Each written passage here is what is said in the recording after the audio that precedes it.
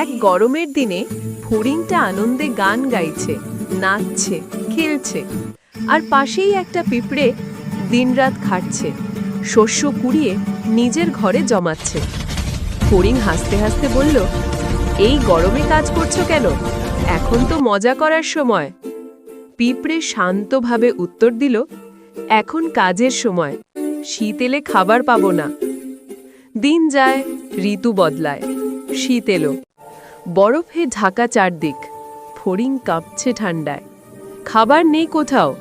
সে দৌড়ে গেল পিঁপড়ের ঘরে আর বলল, দোস্ত, একটু খাবার দে না।